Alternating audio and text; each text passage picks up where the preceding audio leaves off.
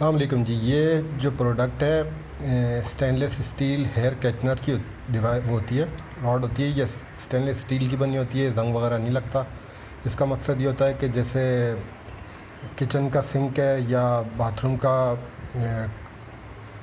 बेसन वगैरह है, वहाँ पर अक्सर नहाते हुए बाल फंस जाते हैं या वहाँ पर कचरा जमा हो जाता है।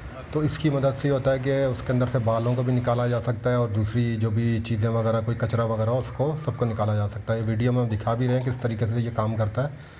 तो ये है भी सस्ती प्रोडक्ट है। आप ऑर्डर करना चाहें तो इस वीडियो के नीचे कमेंट कर दिएगा, तो ये आपको हम पूरे पाकिस्तान में होम डिलीवरी भी करवा देंगे।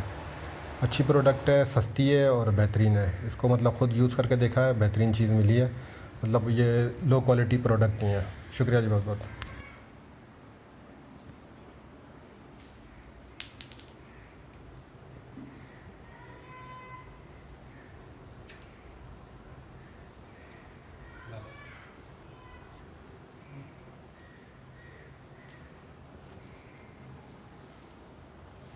बस